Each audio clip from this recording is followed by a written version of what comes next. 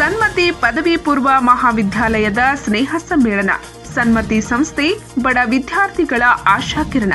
ಸಾಹಿತಿ ಡಾಕ್ಟರ್ ಪ್ರಿಯವಂತ ಹುಲಗಬಾಳಿ.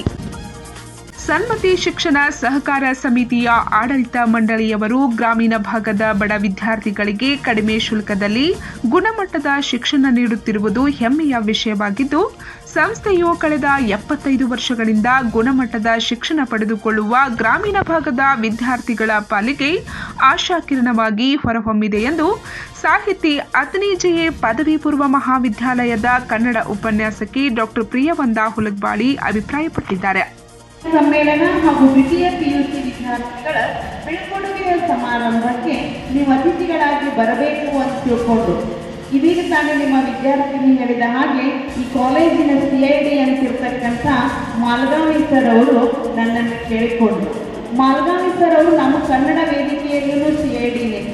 ನಮ್ಮ ಎಲ್ಲ ಕಾರ್ಯಚಟುವಟಿಕೆಗಳನ್ನು ಅತ್ಯಂತ ದೂರದಿಂದಲೇ ನಿರೀಕ್ಷೆ ಮಾಡ್ತಾ ಅವೆಲ್ಲವುಗಳಿಗೆ ಪ್ರತಿಕ್ರಿಯೆಯನ್ನು ಕೊಡ್ತಕ್ಕಂಥ ಒಬ್ಬ ಒಳ್ಳೆಯ ಕನ್ನಡ ಪ್ರಾಧ್ಯಾಪಕರು ಅಂತೇಳಿ ಹೆಮ್ಮೆಯಿಂದ ಈ ಸಂದರ್ಭದಲ್ಲಿ ಹೇಳ್ತೀನಿ.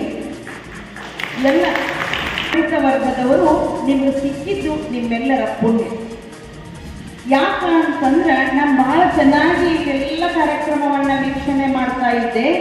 ಯಾವ ವಿದ್ಯಾರ್ಥಿಗೆ ಶುಲ್ಕವನ್ನು ಭರಿಸಲು ಸಾಧ್ಯವಿಲ್ಲವೋ ಅಂತಹ ವಿದ್ಯಾರ್ಥಿಗಳಿಗೆ ದಾನಿಗಳನ್ನು ಹುಡುಕಿ ಅವರಿಂದ ಶುಲ್ಕವನ್ನು ಭರಿಸಿ ಅವರ ಶೈಕ್ಷಣಿಕ ಪಯಣವನ್ನು ಮುಂದುವರಿಸಲಿಕ್ಕೆ ಈ ಒಂದು ಆಡಳಿತ ಮಂಡಳಿಯವರು ಬೆನ್ನೆಲುಬಾಗಿ ನಿಂತಾರಲ್ಲ, ಇಂಥ ಆಡಳಿತ ಮಂಡಳಿ ನೀವು ಬೇರೆಲ್ಲೂ ಕಾಣಲಿಕ್ಕೆ ಸಾಧ್ಯ ಇಲ್ಲ.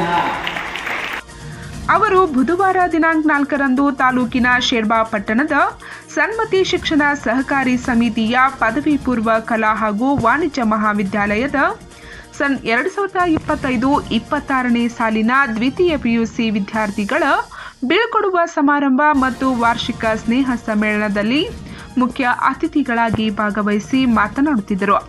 ಎಲ್ಲರ ಶೈಕ್ಷಣಿಕ ಪಯಣದಲ್ಲಿ ನಿಮ್ಮೆಲ್ಲರಿಗೆ ಜೊತೆಗಾರರಾಗಿ ನಿಮ್ಮೆಲ್ಲ ಕಷ್ಟ ನೋವುಗಳನ್ನು ಅರಿತುಕೊಂಡು ನಿಮ್ಮಲ್ಲಿ ಶಿಕ್ಷಣದ ಗಂಗೆಯನ್ನು ಹರಿಸ್ತಕ್ಕಂಥ ಈ ಪ್ರಾಧ್ಯಾಪಕ ವರ್ಗ ಅದರಲ್ಲ, ಅವರು ಕೂಡ ನಿಮಗೆ ಬೇರೆ ಕಡೆ ಸಿಗುವುದಿಲ್ಲ. ನಿಜವಾಗಿಯೂ ಕೂಡ ಶೇಡಬಾಳ ಗ್ರಾಮ ಈ ಒಂದು ಶಿಕ್ಷಣ ಸಂಸ್ಥೆ ನಿಮ್ಮೆಲ್ಲರಿಗೂ ಶಿಕ್ಷಣವನ್ನು ಒದಗಿಸಿಕೊಟ್ಟದ್ದು ಬಹಳ ಹೆಮ್ಮೆಯ ಸಂಗತಿ. ನಾವೆಲ್ಲ ಮಿರ್ಚಿ ಅಣ್ಣಾರಾಯ ಶೇಡಬಾಳ ಅಂದಾಕ್ಷಣ ನಮ್ಮ ಮೈ ಮನಗಳಲ್ಲಿ ಮೂಡ್ತಕ್ಕಂಥ ಹೆಸರು ಯಾವುದು ಅಂತಂದ್ರೆ ಕನ್ನಡದ ಖ್ಯಾತ ಕಾದಂಬರಿಕಾರರಾಗಿರ್ತಕ್ಕಂಥ ಮಿರ್ಚಿ ಅಣ್ಣಾರಾಯರು. ಅಣ್ಣಾರಾಯರು ನಡೆದಿರ್ತಕ್ಕಂಥ ಈ ನೆಲದಲ್ಲಿ ನೀವೆಲ್ಲ ಶಿಕ್ಷಣವನ್ನು ಪಡೆಯುತ್ತೀರಿ ಅಂತಂದ್ರೆ ಬಹಳ ಪುಣ್ಯವಂತರದಿರಿ. ಇವ್ರೇನ್ರಿ ಜೆ ಕಾಲೇಜಿಂದ ಬಂದಾರ ಹುಡುಗಳೆ ಮೇಡಮ ಇನ್ನು 1 ತಾಸು ನಮಗೆ ಉಪದೇಶ ಹೇಳ್ತಾರ ಅಂತ ನೀವು ಅನ್ಕೊಂಡಿರ್ಬಹುದು. ಒಂದು ಸಣ್ಣ ಕಥೆಯನ್ನ ಹೇಳಿ ನನ್ನ 2 ಮಾತುಗಳನ್ನು ಪ್ರಾರಂಭ ಮಾಡ್ತೀನಿ. ಸಂಸ್ಥೆಯ ಆಡಳಿತ ಮಂಡಳಿಯವರು ಅತಿ ಕಡಿಮೆ ಶುಲ್ಕದಲ್ಲಿ ಶಿಕ್ಷಣ ನೀಡುತ್ತಿದ್ದಾರೆ. ಜೊತೆಗೆ ಶುಲ್ಕ ಭರಿಸಲಾಗದ ಪ್ರತಿಭಾವಂತ ಬಡ ವಿದ್ಯಾರ್ಥಿಗಳ ಶುಲ್ಕವನ್ನು ಆಡಳಿತ ಮಂಡಳಿಯ ಸದಸ್ಯರೇ ಭರಿಸಿ ಶಿಕ್ಷಣದಿಂದ ಯಾರೂ ಕೂಡ ವಂಚಿತರಾಗಬಾರದೆಂಬ ಅವರ ಉದ್ದೇಶ ಶ್ಲಾಘನೀಯವಾಗಿದೆ. ಆದ್ದರಿಂದ ಇಲ್ಲಿಯ ವಿದ್ಯಾರ್ಥಿಗಳು ಗುರು ಹಿರಿಯರನ್ನು, ತಂದೆ ತಾಯಿಗಳನ್ನು ಗೌರವದಿಂದ ಕಾಣುವ ಮೌಲ್ಯಯುತ ಶಿಕ್ಷಣ ಪಡೆದು ಸಂಸ್ಥೆಗೆ ಕೀರ್ತಿ ತರುವ ಕೆಲಸ ಮಾಡಬೇಕು ಎಂದರು. ಕೊಡುವುದು ಬೇಡ ಅಂತಹ ಕಾರ್ಯವನ್ನ ಮಾಡಿರ್ತಕ್ಕಂಥವರು ಈ ಸಂಸ್ಥೆಯ ದಾನಿಗಳು, ಈ ಸಂಸ್ಥೆಯ ಆಡಳಿತ ಮಂಡಳಿ, ಈ ಸಂಸ್ಥೆಯ ಉಪನ್ಯಾಸಕರು. ಕಷ್ಟದಲ್ಲಿರುವ ವಿದ್ಯಾರ್ಥಿಗಳ ಜೊತೆಗೆ ನಾವು ನಿಲ್ಲೋಣ. ಶೈಕ್ಷಣಿಕ ಪಯಣದಲ್ಲಿ ಆರ್ಥಿಕ ತೊಂದರೆಯನ್ನು ಅನುಭವಿಸತಕ್ಕಂಥ ವಿದ್ಯಾರ್ಥಿಗಳಿಗೆ ಸಹಾಯ ಹಸ್ತವನ್ನ ನೀಡೋಣ.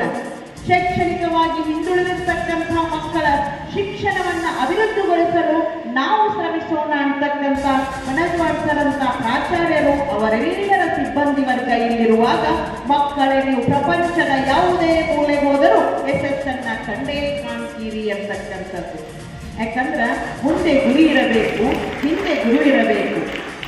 ಜೊತೆಗೆ ಬೆಂಬಲ ನೀಡತಕ್ಕಂಥ ಶಿಕ್ಷಣ ಸಂಸ್ಥೆ ಪಾಲಕರಿರಬೇಕು. ಇದೆಲ್ಲವನ್ನ ಹೊಂದಿರತಕ್ಕಂಥ ವಿದ್ಯಾರ್ಥಿಗಳು ನೀವು ನಿಮ್ಮ ಕಣ್ಮುಂದೆ ಉನ್ನತವಾದ ಗುರಿ. ಯಾಕಂದ್ರೆ ಸ್ವಾಮಿ ವಿವೇಕಾನಂದರ ಒಂದು ಕಡೆ ಹೇಳ್ತಾರೆ, ಜೀವನದಲ್ಲಿ ಉನ್ನತವಾದ ಗುರಿಯನ್ನ ಹೊಂದೋಣ. ಸ್ವಲ್ಪವನ್ನಾದರೂ ಸಾಧಿಸ್ತೀವಿ ಅಂತ. ಯಾಕ್ರಿ ನಾವ್ಯಾಕೆ IAS ಆಗ್ಬಾರ್ದು, ನಾವ್ಯಾಕೆ IPS ಆಗ್ಬಾರ್ದು, ನಾವ್ಯಾಕೆ ದೇಶದ ಪ್ರಧಾನಿ ಆಗ್ಬಾರ್ದು, ನಾವ್ಯಾಕೆ ದೇಶದ ರಾಷ್ಟ್ರಪತಿ ಆಗ್ಬಾರ್ದು? ಖಚಿತವಾಗಿರ್ತಕ್ಕಂಥದ್ದಿರ್ಲಿ. ಯಾಕಂತಂದ್ರ ಇವತ್ತು ಲಾಲಿ ಹಾಡ್ತಕ್ಕಂಥ ಒಬ್ಬ ಹೆಣ್ಣು ಮಗಳು ರಾಷ್ಟ್ರಪತಿ ಭವನದಲ್ಲಿ ನಿಂತು ಭಾಷಣವನ್ನ ಮಾಡುವವರೆಗೂ ಕೂಡ ನಮ್ಮ ಹೆಣ್ಣು ಮಕ್ಕಳು ಬೆಳೆದಾರ. ಅಡುಗೆ ಮನೆಯಿಂದವರೆಗೆ ರೊಟ್ಟಿ ಮಾಡುವ ಕೈಗಳು ರೋಬೋಟ್ ಅನ್ನ ನಡೆಸಬಲ್ಲವು ಅಂತಕ್ಕಂಥ ಸಾಮರ್ಥ್ಯ ಈ ಹೆಣ್ಣು ಮಕ್ಕಳಲ್ಲಿದ್ದಾಗ ನಾವು ಯಾಕೆ ಹಿಂಜರಿಯಬೇಕು? ಇನ್ನು ನಮ್ಮ ಗಂಡು ಮಕ್ಕಳು ಯಾವುದರಲ್ಲಿಯೂ ಕಡಿಮೆ ಇಲ್ಲ. ಅವ್ರು ಹೇಳ್ತಾರೆ, walk on fire, fly in air, why do you fear? ನಾವು ನೀರಿನಲ್ಲಿ ನಡೆಯಬಲ್ಲೆವು, ಆಕಾಶದಲ್ಲಿ ಹಾರಬಲ್ಲೆವು, ನಾವು ಯಾಕೆ ಹೆದರಬೇಕು? ಯಾಕಂತಂದ್ರೆ ನಾವೆಲ್ಲರೂ ಜೊತೆಗಿದ್ದಾಗ, ಆತ್ಮಸ್ಥೈರ್ಯ ನಮ್ಮೊಂದಿಗಿದ್ದಾಗ.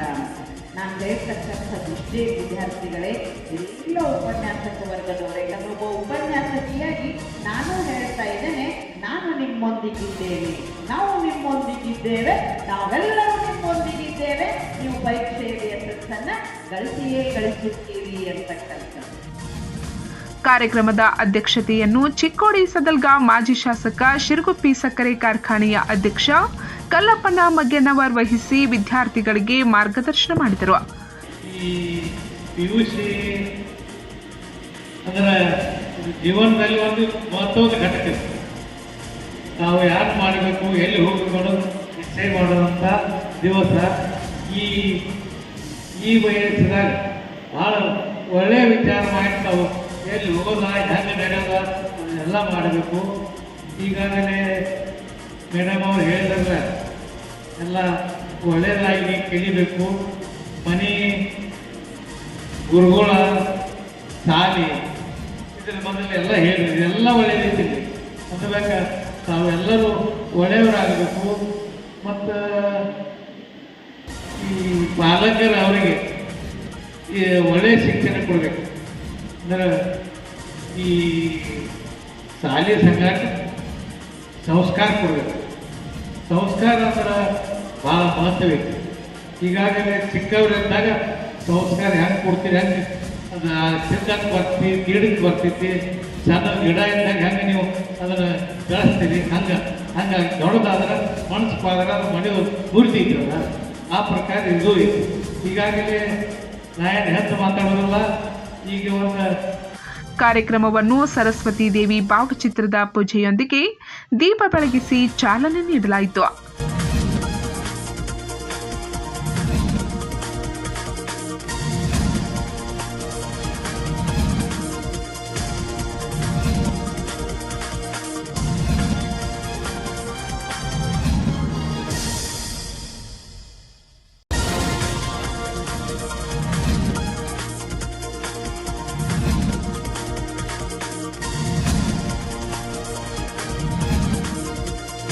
ವಿದ್ಯಾರ್ಥಿನಿಯರು ಸುಮಧುರ ಕಂಠದಿಂದ ಪ್ರಾರ್ಥನೆ ಗೀತೆ ಹಾಡಿದರು.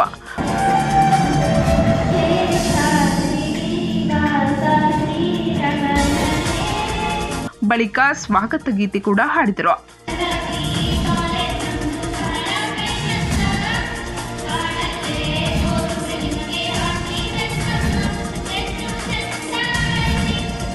ಪ್ರಾಚಾರ್ಯ ಬಾಹುಬಲಿ ಬನಿಜವಾಡಿ ಸ್ವಾಗತಿಸಿ ಪ್ರಾಸ್ತಾವಿಕವಾಗಿ ಮಾತನಾಡಿದರು.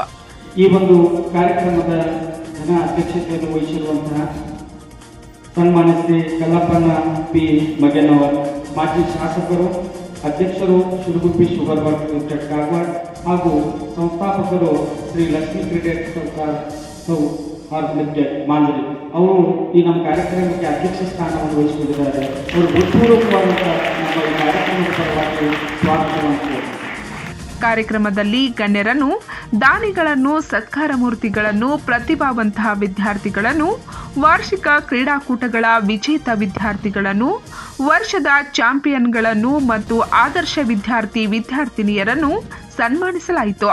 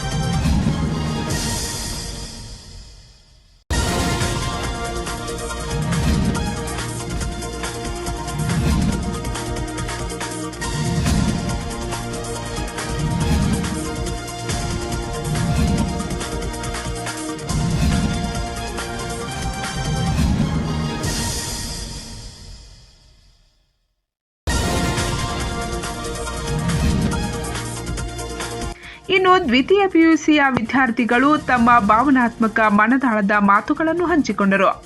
ಇರಲಿಲ್ಲ, ಆದರೆ ಇಂದು ಅದೇ ಕಾಲೇಜಿನಲ್ಲಿ ಜೀವನದುದ್ದಕ್ಕೂ ನೆನಪಿರುವ ಕ್ಷಣಗಳನ್ನು ಹೊಂದಿಕೊಂಡಿದ್ದೇವೆ.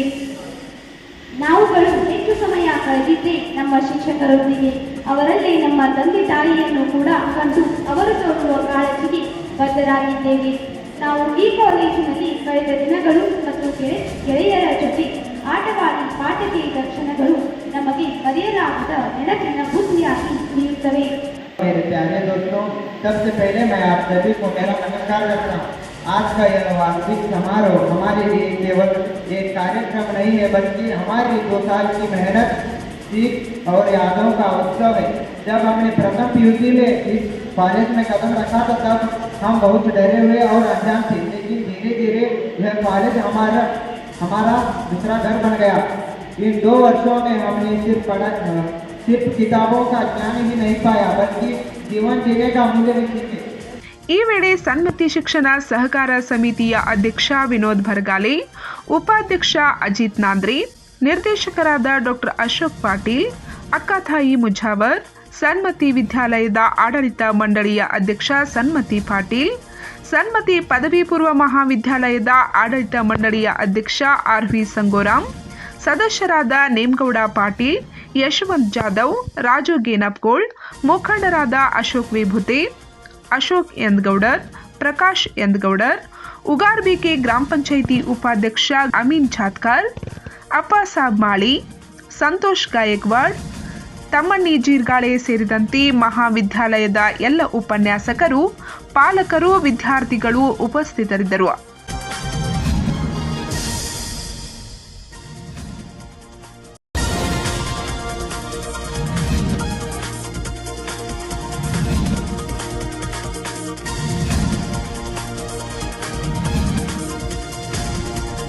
ಬಿಎಸ್ ಮಿರ್ಗಿ ಅತಿಥಿಗಳನ್ನು ಪರಿಚಯಿಸಿ ನಿರೂಪಿಸಿದರು.